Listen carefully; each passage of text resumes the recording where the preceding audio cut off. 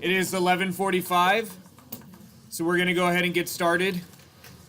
I think as I was preparing for the next couple of days worth of lectures, I don't think that we'll have any problem finishing chapter 18 on Friday in enough time to actually have some extended discussion time, and not just our normal daily discussion time in between some lecture sessions, but of actually prolonged. Not quite as long as a normal Friday, but more than what we have on a typical non-Friday class.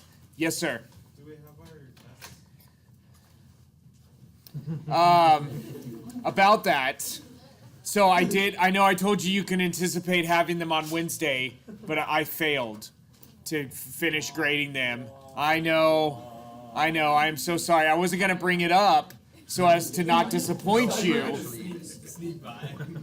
I was just going to pretend like nothing ever happened, actually, is what I was going to do. But I will have them for you on Friday without any excuse, unless, of course, I have another excuse, which I don't anticipate happening. I should have them done.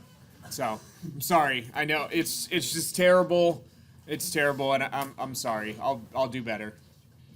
But the next time you give me an exam, then it's just like I won't ever see some of you again, or maybe I will in cell and I can give it to you then, or we'll see how that all works out. Alrighty. I think that's it as far as announcements. Thank you, Jake, for bringing up my failure, and that's okay. I forgive you. As long as you also forgive me. Thank you. All right, let me pray for us, and then we'll get started. Father, as we get closer and closer to an extended break, Father, I pray that you would give us the energy that we need to continue to push hard. Father, let us not look into this coming break as an opportunity just to kind of coast and gingerly walk into it, but Father, help us to push hard, knowing that we'll have the time of rest that our bodies need to recover. And Father, as we go all sorts of different directions, mentally and physically over next week, I just pray that you would provide us protection and wisdom and opportunities to demonstrate your love and your grace to others. And I pray that this morning you would give us minds that can just understand what it is we're talking about and the importance of it. Father, help us to learn how to use it for your glory. We ask this in the name of Jesus. Amen. All right, so here are the framing questions. We'll get through the first three today. The second set of three won't take as much kind of foundational discussion to get us to them, so we should be able to get through them more quickly and, again, have a more extended session of discussion on Friday. So the first one, how would natural selection function in a population of plants? Talked about natural selection last time, and the time before that. Actually, the time before that you were taking an exam and I wasn't with you, but the time before that. And then now we need to apply it to a very specific setting and talk about some of the dynamics at play there. What are some evidences of evolution? Here we'll talk about what do we mean by this term evolution? What are we exactly talking about? And the third one, how does the theory of evolution explain the diversity of life? So now applying it specifically to what it is that we see, and how does our theory of evolution actually explain what we see? So first one, how would natural selection function in a population of plants?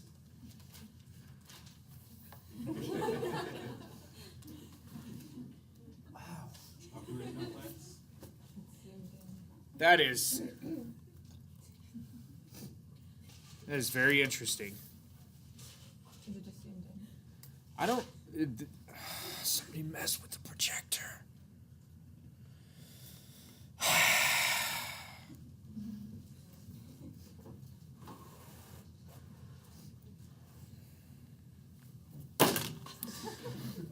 So the top of it says, how would natural selection function in A, and then you have population of plants there. So hopefully everything will fit on there and it didn't shrink the bottom too, which it probably did. And my zoom button isn't working. Volume? Oh yeah, I don't need volume, that works. Electronic zoom? Nope. Wait. Oh wait, no, it allows me to zoom in more. but to not back up.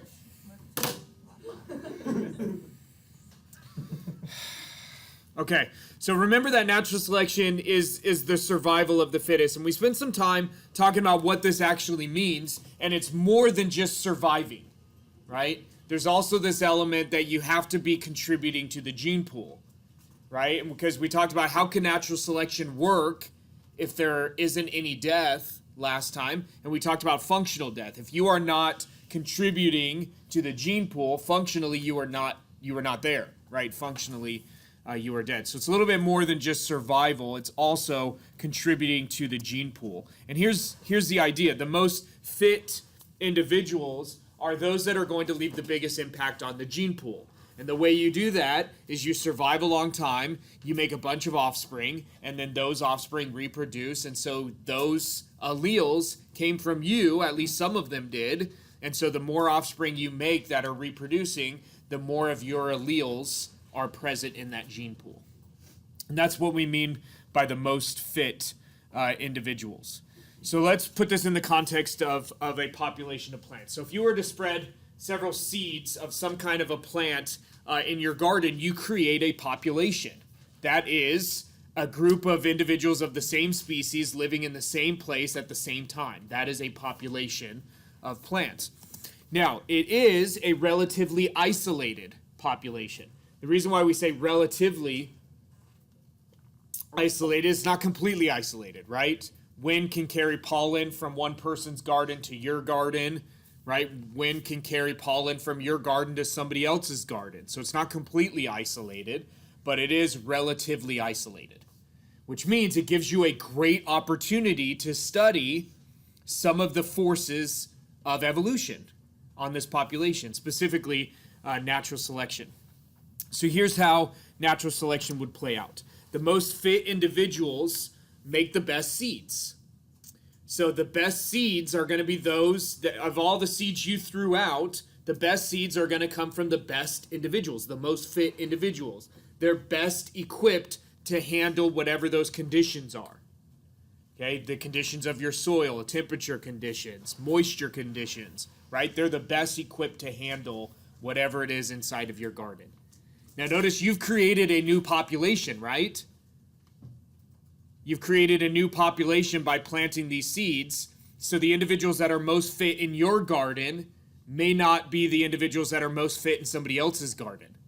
Does that make sense? But in your garden, the most fit individuals, those that are coming from the best seeds for your garden, are going to grow the fastest. They're going to reach reproductive age most quickly.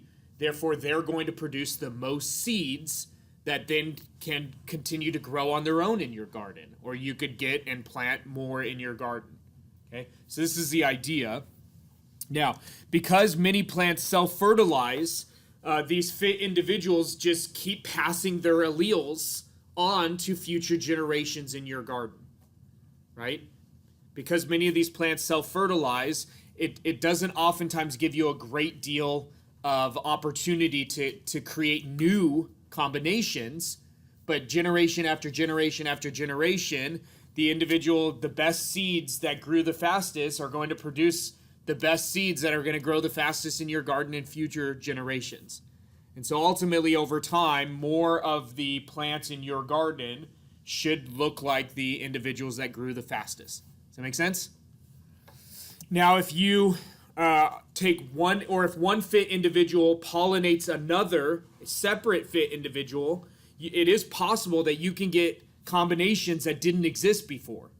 And it is possible that you could get individuals that are even more fit than either of their parents were by allowing the scrambling of good alleles from each fit parent.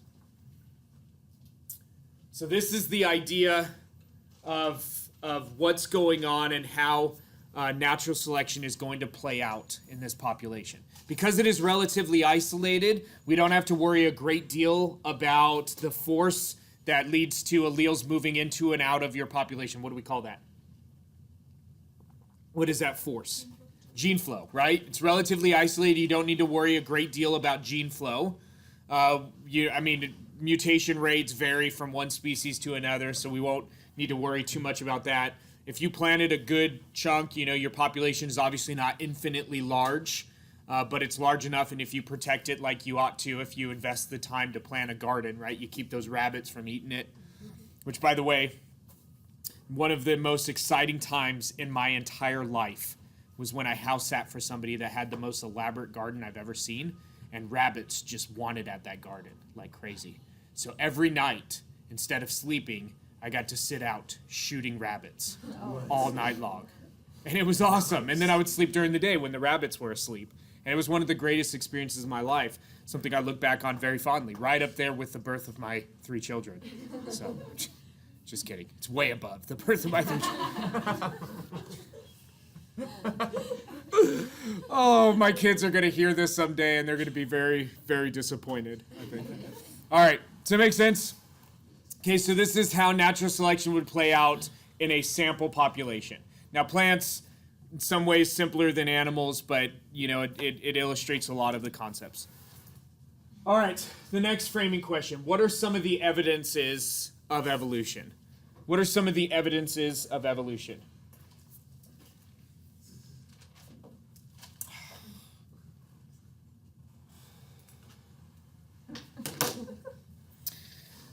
So in order to answer this question, we really have to deal with this one. What do we actually mean? What are we talking about with this term evolution? What are we getting at? I'm glad you asked. So last week and on Monday, we talked about evolution in terms of microevolution, change in allele frequencies. And in terms of that, we'll address what are some of the evidences of that. But what this question is really getting at in chapter 18 is universal common descent, or something you might call descent with modification. That's what it's referring to when it's talking about evolution. The idea that all life forms root back to a single ancestor. Okay, that's what we're getting at. Now, we see microevolution happen every day. Anytime you see a population that is not at Hardy-Weinberg equilibrium, you are seeing evidence of evolution on a micro scale, right? Allele frequencies are not matching up with your genotype frequencies. Microevolution is happening, okay? We see that all the time. A lot of populations you study will not be at Hardy-Weinberg equilibrium. There are also many evidences for universal common descent, for the idea that all life roots back to a single ancestor. Okay, and so we'll talk about some of these evidences. This one we've talked about a fair amount already, is similar developmental processes, right? The fact that echinoderms, like a sea star, and humans develop in similar ways, we're obviously not filling similar ecological roles, right? We're obviously not meeting a lot of the same challenges of life, so that would provide evidence that we share an ancestor with sea stars that is closer than the ancestor we share with animals that develop like protostomes. Okay? So this would be some evidence for or in favor of universal common descent. Another evidence for universal common descent is our vestigial structures. And so vestigial structures are structures that are present but aren't really used, or aren't used in the same way that they are in other individuals, in other species. And so a way you could look at this is it's basically a remnant of a structure that used to be more essential. Okay? And so, some people use like the appendix in humans as an argument for a vestigial structure. You can do with that what you want. Yes, it's possible you can live without your appendix, but you are missing something. Now, can, somebody without an appendix thrive just as much as somebody with? Probably. But again, that's one that you can do with that what you will. Where it gets really interesting is talking about limb bones in boa constrictors. Boa constrictor, it's a snake, doesn't have legs, and yet it's got a pelvic girdle and some rudimentary limb bones. You're like, well, that's really interesting, right? It doesn't have legs, but it has the architecture to build legs. But some boas do use those Yeah? spurs and reproduction. Sure. So they aren't necessarily vestigial. But in a lot of species, they are. And so I think we'll come back to that. Don't you worry too much. You have a similar dynamic in dolphins and some porpoises and some whales, where you have the architecture to make limb bones, but they don't use them. They don't use them in the same way, okay, for reproduction either. And so,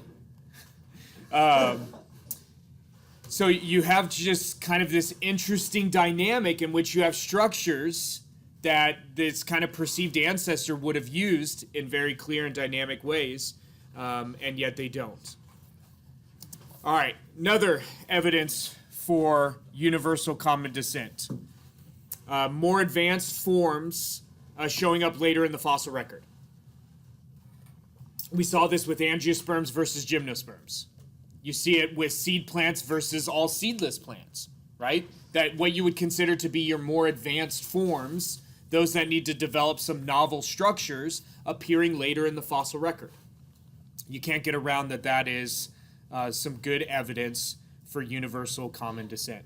Where it gets even more interesting is where you have transitional series in the fossil record, where you can actually, not only are your more advanced forms showing up later, but you see a nice sequence to get from one to the other. You see a really nice sequence.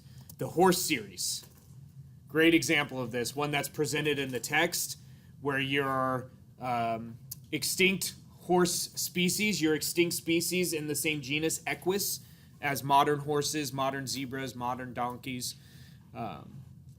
look a lot like modern horses, just smaller and some different dynamics in the feet. And you can actually see, as you transition, a reduction in the number of bones in the feet and an increase in size. We already talked about one in the cynodonts, this transition or movement of the bones in the jaw into the middle ear.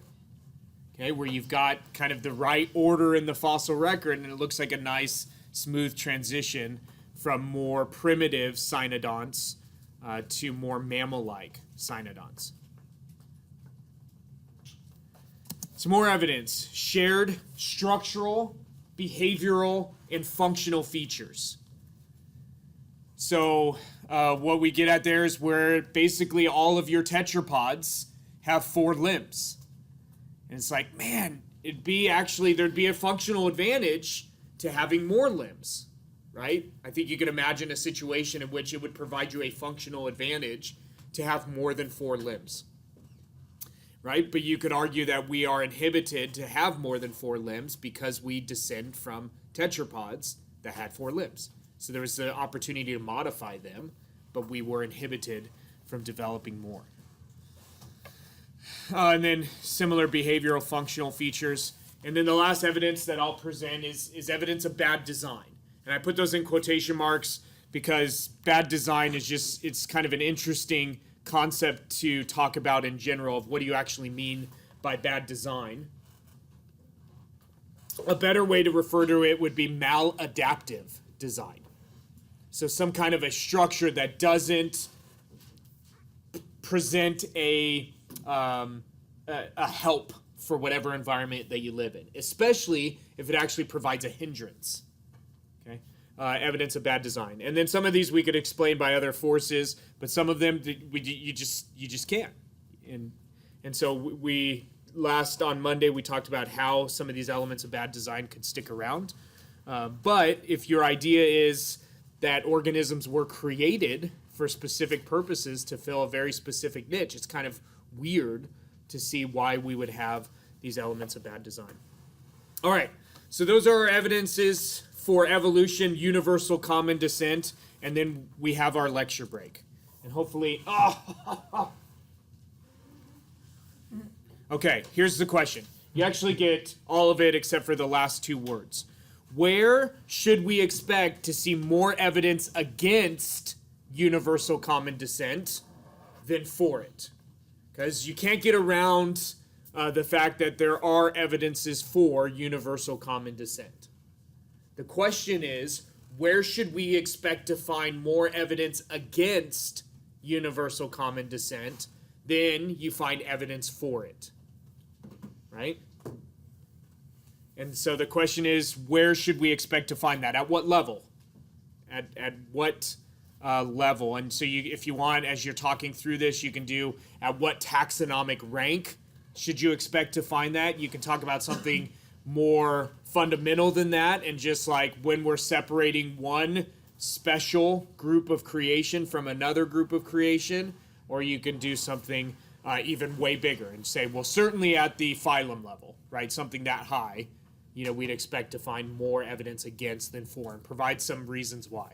Okay, take a couple of minutes. Actually, take 2.5 minutes, because you're probably going to need a half minute to get yourself into a group of 6/7/8. Get yourself a discussion leader and get yourself a representative. All right, 2.5 minutes starting now. Ooh, I was it on Monday. Whose turn is it today? I'll go from All right. So, where should we expect evidence against universal common descent and for universal common descent? Let's go from left to right this time, since we always go right to left. So, Russ. Okay. Well, I don't know, I saw some stuff on talking to different users. And I saw one argument that people commonly use for common descent is homology, and how the different morphologies of species, they stem out from one.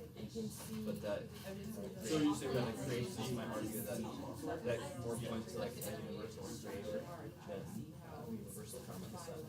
And so how homology can't always be used for the evidence. I don't know if that answers the question. So it's a different interpretation of homology. So maybe it's, so you would argue that a lot of evidence is for universal common descent is subject to interpretation, and not necessarily, a still being done. Okay. So interpretation. Can we?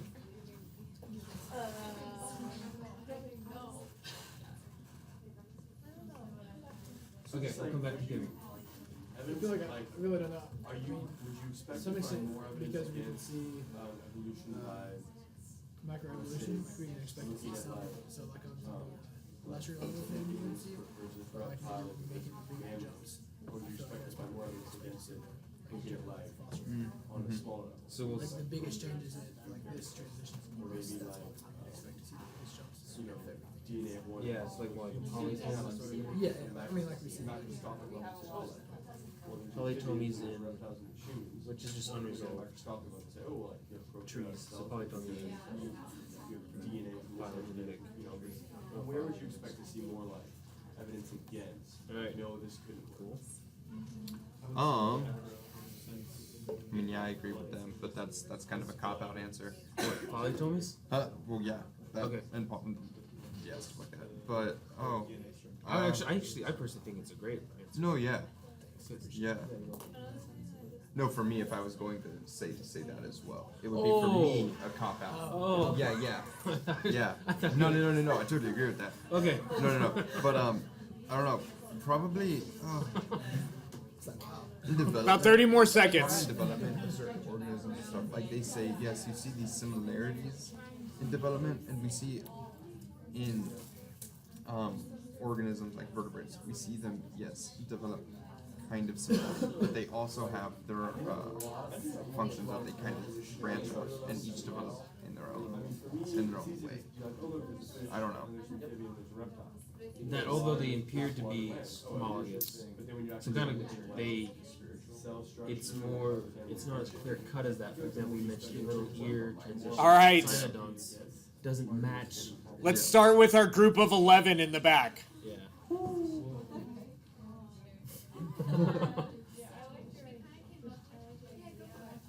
would like to be a speaker?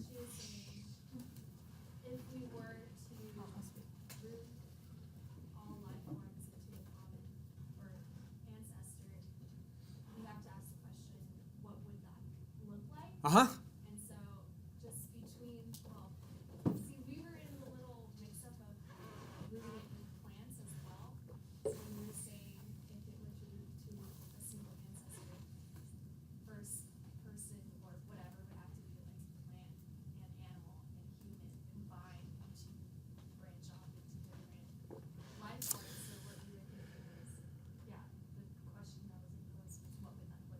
Mm-hmm. And even if it wasn't with plants, between animals and humans, or humans and animals, like we have the idea like fishes can't grow hair, fishes don't have thumbs.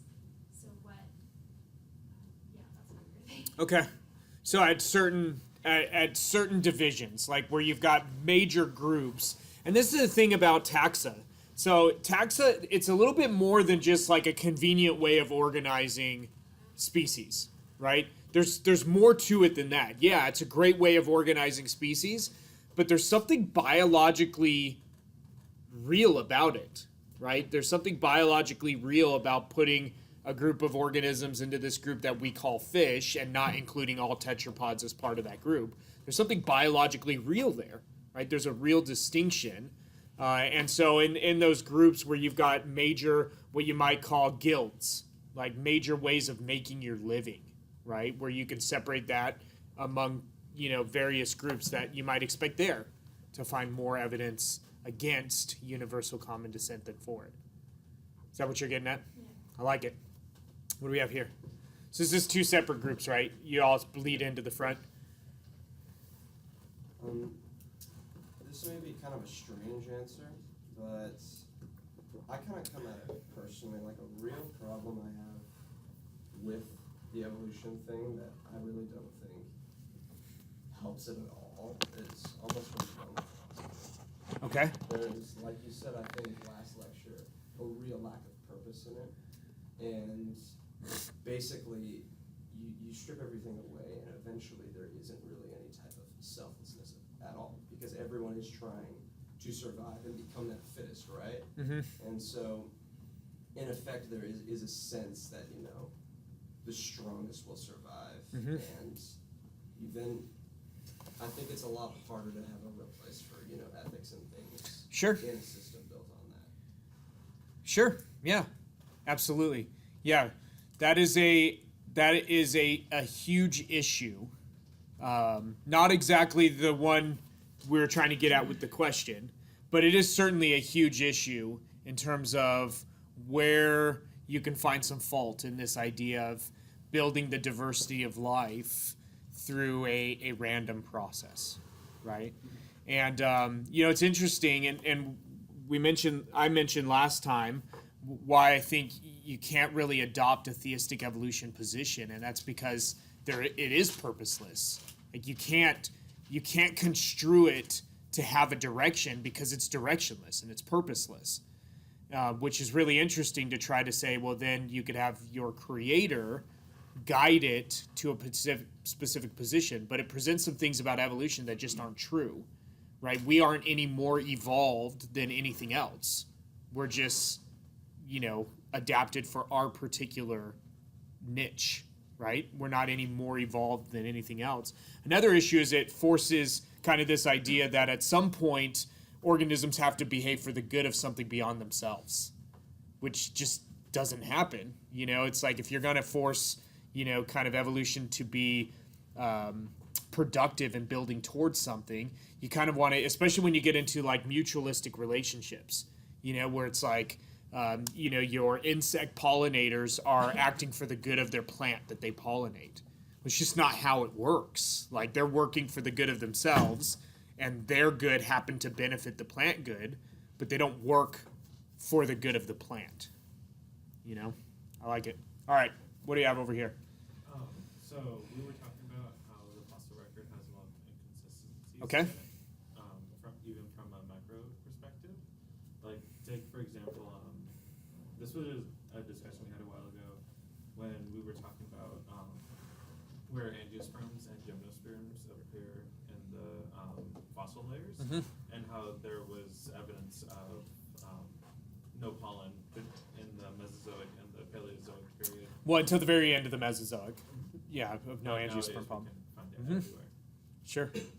And we have proof that the plants existed back then, but Well, you have some possible indication that you've got angiosperms as early as the beginning of the Mesozoic, but certainly no pollen until the end. And it's arguable too. Some people argue it's a gymnosperm. It just looks a little angiosperm-like netophytes. A gymnosperm that look a little angiosperm-like. All right, what do we got here? We have Rachel. Okay. So overall, what we decided was that it was most obvious to see that it didn't necessarily fit in like polytomies and phylogeny because there's a lot of missing links. Yep. Even though there's a lot of evidence that universal cognitive descent doesn't necessarily work like at every level because even genetically like these separate things, but then you can see like with taxonomy there's differences like that. Sure. So, and then another thought I had was that like even the evolutionary forces are working against each other. Okay. You mentioned that I think it was sexual selection and I think natural selection which they Are oftentimes in opposition. Yeah, it's good. And in those, a lot of times sexual selection is more powerful. And so it actually keeps the species from being well adapted for its environment. Yeah, you brought up a good point. I think whenever you find a polytomy in a phylogeny, you should expect that if you went and you studied those groups to find more evidence against universal common descent than you would find for it. And that's why you've got a really difficult phylogeny that just is not working. Also, in studying the fossil record, when a lot of diversity shows up all at the same time, okay, you should expect that within those groups you're going to find more evidence against universal common descent than you're going to find for it. But you have to realize you're going to find evidence for universal common descent. Okay, you're going to find evidence. It's just a matter of what's going to provide the most evidence. And I think objectively, you would be able to find more evidence against universal common descent in those situations than you would find for it. Okay, in the situations where you have polytomies, where you have a whole bunch of diversity showing up at the same time in the fossil record. I think almost every one of those occasions you're going to find more evidence against than for it. All right, and then of course you have the reality, like does your view of origins even allow for universal common descent? And beyond certain levels, if you hold to what Scripture actually teaches with regards to origin, a lot of those times the answer is going to be no. So even in the situations where you do have overwhelming evidence for universal common descent, you have to kind of say we just don't have enough data because what the Bible teaches about origins doesn't support that. Yeah. I mean, it's kind of a weird question, but like, where do you think that this discussion belongs? Because I mean, Chad brought up like there's a philosophic side to it. There's a very real practical like looking at DNA. There's a physical side. Then there's okay, well, like how do we even study science? Like, are we really studying science? We're studying origins. Like, where do you think? Yeah, that's where it's interesting. It belongs? Yeah. Well, I mean, you can just do it from like a classical apologetics model. It was always in philosophy, right? It was always a philosophical discussion when you're talking about classical apologetics. And even beyond that, when you get into like presuppositionism, you know, it's a philosophical discussion, right? It's like, what do you hold to be true, and why do you hold that to be true, right? Now, if you want to use kind of like an evidence-based apologetics argument, I think you're welcome to do that, because while it may not be right, you can't apply the scientific method to studying origins. Like you can't do it. Right, you can apply the scientific method and study microevolution. Sure, you could do that. You could even apply it and find evidence of speciation. We'll talk about this next time, but speciation is just an extreme form of microevolution. We'll talk about that on Friday. But you can't really test. You can't really do the scientific method on macroevolution and origins issues. Now, that being said, you can make hypotheses based on your assumption of origins, and then you could say, do the data fit that hypothesis, right? You can't actually develop a test to test your hypothesis, but you can go and say, do the data fit this, right? So even though you can't apply the scientific method per se, you can still make hypotheses of what you would expect to see if what the Bible teaches of origins is true, in the same way that you can make hypotheses of what you would expect to see if what universal common descent presents about origins is true. And then you can go and say, okay, well, which one of those hypotheses is better supported by the data we have? So to answer your question, I think it's mostly a philosophical, and that's probably the best place to have these discussions is on the level of philosophy and not in the arena of science. But if you want to have the discussion in the arena of science, you're able to. You're capable of having the discussion at that level. I don't think it's the best place to have it, but it's an acceptable place to have the discussion. Yeah. Well, at least maybe 2 questions. I'll start with this one. I hear micro and macro evolution a lot, but when I talk to individuals, especially who aren't in science, they always, oh, you believe in microevolution, right, and not macro. Can you give a technical and specific definition of those terms that nobody would argue with, including an evolutionist?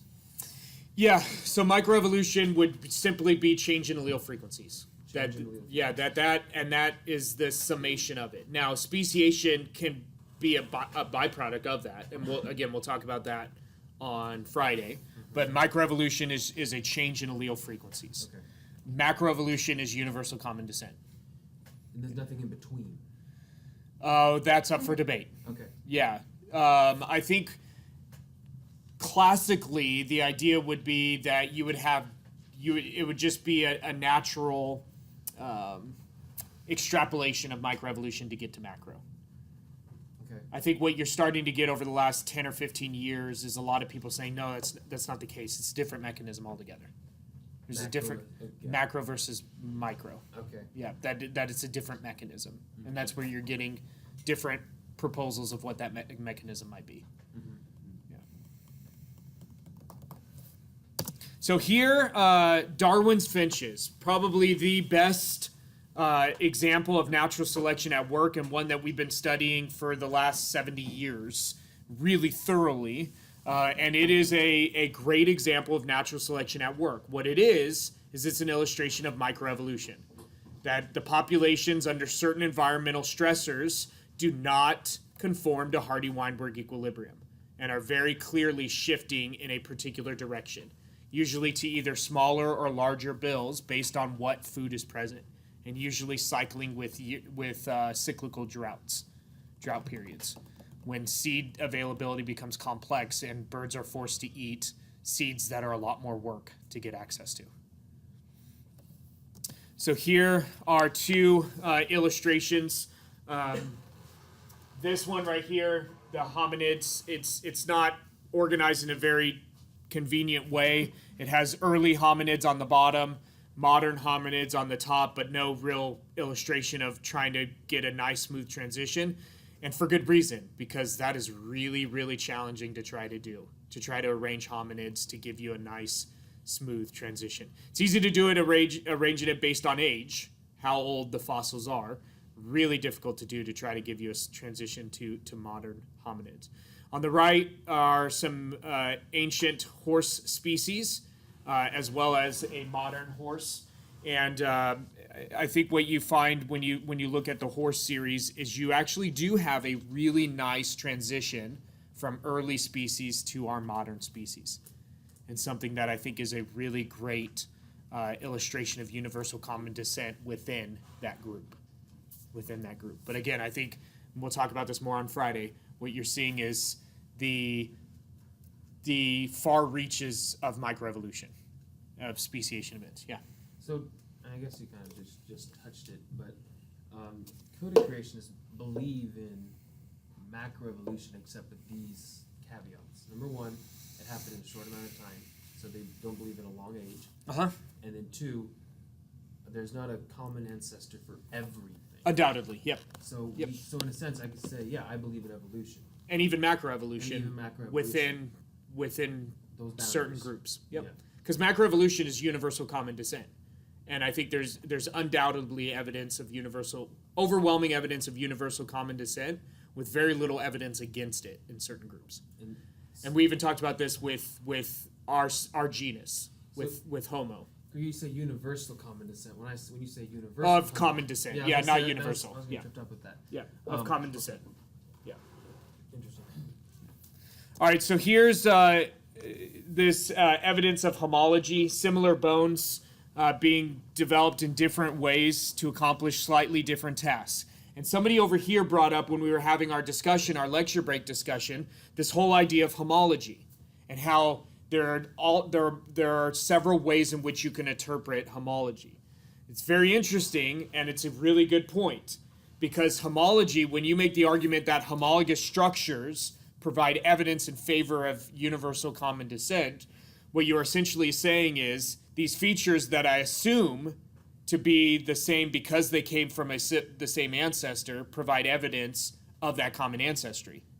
But the whole idea of that term homology, you're already assuming that they came from the same ancestor and you're looking for any shared features, right? So you're making an argument that say, because I assume they share these features because they have the same ancestor, they must have the same ancestor. It's a very interesting argument. Now, you can't get away from the fact that shared features is evidence for common descent. The question is, are you assuming that they share those features because they share an ancestor, or are you assuming they share an ancestor because they share those features? It's a very big difference. Very big difference.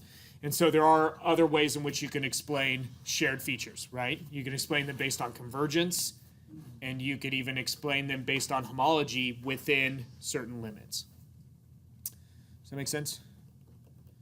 I feel like that was very confusing. I feel confused. All right, our last framing question. How does the theory of evolution explain the diversity of life?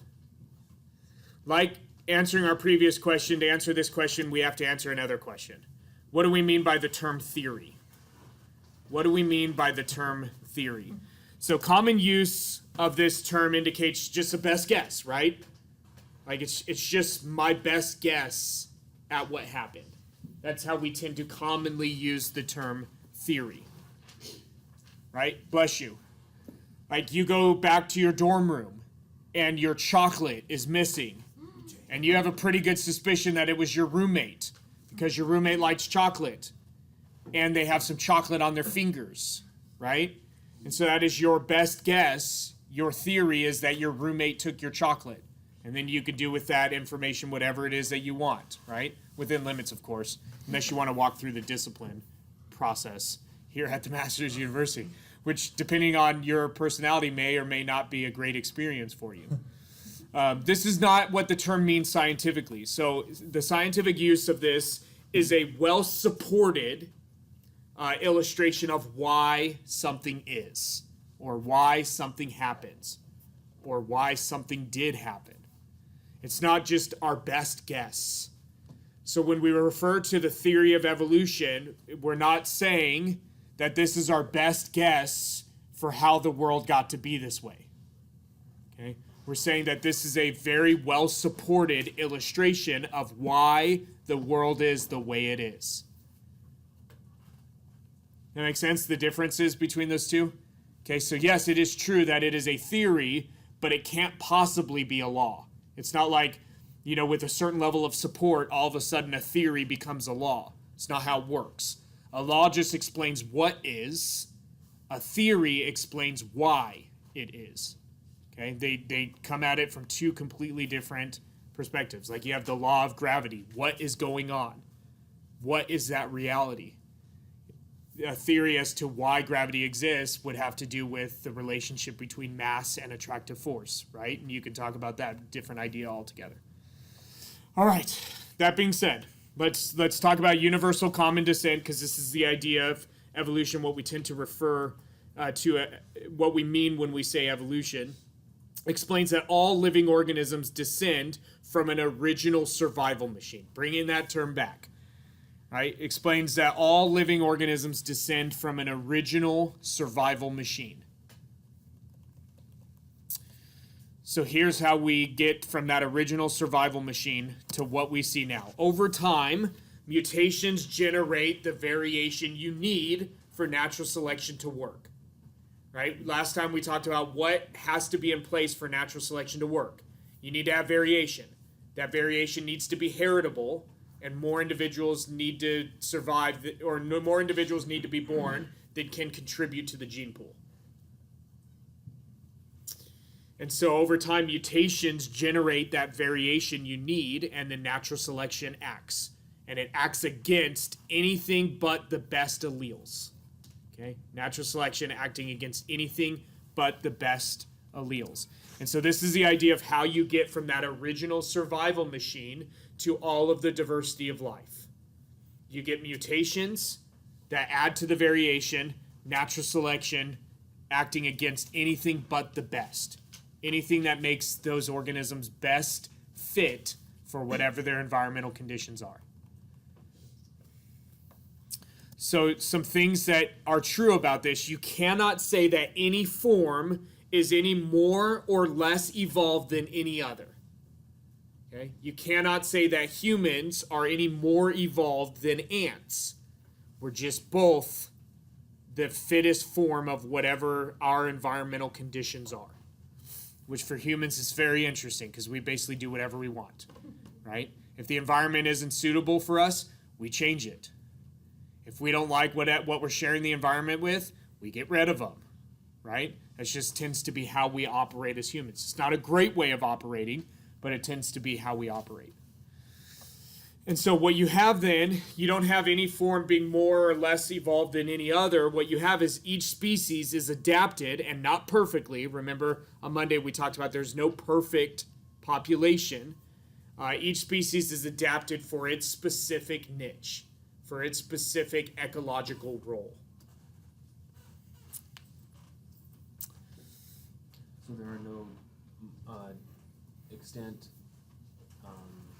advanced organisms versus simple organisms. You can talk about advanced versus simple. That's fine because you're mentioning something very different. You're not talking about more or less evolved. You're talking about, if you're going to talk advanced, you're talking about more structurally complex, right? Or even more behaviorally complex. That's fine. You can use advanced. You shouldn't use advanced versus primitive. You should use advanced versus simple, or advanced versus more simple. It would probably be the best way to refer to that. And there you're talking about organizational complexity or behavioral complexity. But you have to remember, like, evolution is directionless, right? It's not trying to accomplish. I mean, if you can accomplish an organism that is really well suited for its environmental niche in a very simple form, in my idea, that would be a better win than having a more complex machine that does the same thing, right? So, all right. Another thing that you have to remember as we think through this is that only natural selection is adaptive. The other forces tend to be what we call maladaptive, leading to features that do not make the species well suited for its environment. Here's where you have an interesting issue. So here's the explanation for how you have the diversity of life from one original survival machine. But what is overwhelmingly the strongest evolutionary force? Genetic drift, right? And genetic drift is not adaptive. It can be, but it's random, right? It's not weeding out anything but the best allele. It's just weeding out individuals regardless of what their phenotype is. Which means that the force that is almost always the strongest force is most often going to be in opposition to this happening, which is very interesting. And in small populations, genetic drift is even more powerful, right? And anytime you actually generate a new form from kind of an older form, you're going to deal with a small number of individuals with that new form. In which case, you're going to have genetic drift being the most powerful force. Yeah? Okay, what about mutation? Because it didn't really talk about it. It just kind of threw it in there as a wild card. It is, and that's... Oh, this is where we get variation from, but it never really talked about it. Yeah, and that's the thing. So we can't talk a ton about it now because we don't have the foundation yet. We'll talk about it a lot in Cell. The interesting thing about mutations, you can't get away from the fact that absolutely it's going to add variation, right? If you're mutating alleles, you're changing them, right? You're going to add variation. But you don't just need to add variation. You actually need to add different phenotypes, right? So it's not just about adding variation to the alleles, but you need to be able to accomplish getting different phenotypes so that natural selection can actually act. Natural selection can't act on just a different code, right? It's got to lead to some kind of a different phenotype. Not only that, but you actually have to have some phenotypes that are better than others. So now it's not just about changing the code, it's about changing the phenotype, and you have to have some phenotypes that are better than others, which means you need mutations that can actually create novel phenotypes, that some of which are better than what came before. And so that's a lot riding on mutations. It's not just any variation, but it's very specific variation. But I'm just trying to present kind of a simplified idea of how this comes to be. All right, so here's some wonderful examples of just some really cool features that you see. So you've got your Arctic fox, you've got your ptarmigan, these white coats that they have in the wintertime. The Arctic fox, as soon as the snow melts, it molts and gets a brown coat. And the Arctic hare does a similar thing. And so, unfortunately, with climate changing the way that it is and the onset of spring shifting a little bit back every year, the Arctic fox and the hare don't quite do it as quickly as the environment is now. And so you're starting to see Arctic hares and Arctic foxes still white into spring when they should be brown already. Which is okay for you because it helps you to find them more easily, but it's tough for an Arctic hare. Anyways, another story for another time. So here's, this illustrates an important concept. So something that influenced Darwin's thinking a great deal, and probably Wallace's thinking as well, was what you could accomplish in artificial selection. So they didn't breed dogs in England as much as we do now, or even as much as they do now, but they did a lot with pigeons. They did a ton of artificial selection work with pigeons because they wanted pigeons that they could use for different tasks. For delivering things, using pigeons to hunt, using pigeons to find certain things. So they worked a lot with pigeons and with artificial selection. And so they kind of knew what you could accomplish. There's an interesting difference, though, and what is it? What's an interesting difference between artificial selection and natural selection? And it's not just interesting, but it's essential that you note this difference. It's controlled. You know what you want, right? You're like, you know what? I want a dog that doesn't shed, right? And so you're like, that's what I want. I want a dog that doesn't shed. And so you start working in that direction. And eventually you get a poodle, right? You get a dog that's fur is like human hair, and so it sheds, but like we do. And it's hypoallergenic. And you're like, that's awesome. And you're like, I want a dog that's just really fluffy and a really, great dog that's not super big. And you start working towards that, and you can get yourself a Cocker Spaniel. And then you're like, you know what? I want a dog that's not so big, it's pretty fluffy, but doesn't shed. So then you just cross your Cocker Spaniel with your poodle, and now you've got a cockapoo, right? A hypoallergenic small dog that doesn't shed and is just, an intelligent dog that you can do all sorts of wonderful things with. But the difference is, and the very key and critical difference is, we know what we want. Okay, natural selection doesn't know what it wants. It's fickle, natural selection. In fact, what it wants changes all the time with the change in environmental conditions. And then a couple more examples. So this is a American fish eagle versus a bald eagle. Very similar structures, very similar behaviors, very similar functions, but separate species because of reproductive isolation. This is giving us a nice foundation for what's going to come on Friday. And then finally, these were some of Darwin's early drawings as he thought through how would you get the diversity of life that they knew about from common descent. And so here's showing him how you get African and Asian elephants plus the extinct forms from an original ancestor.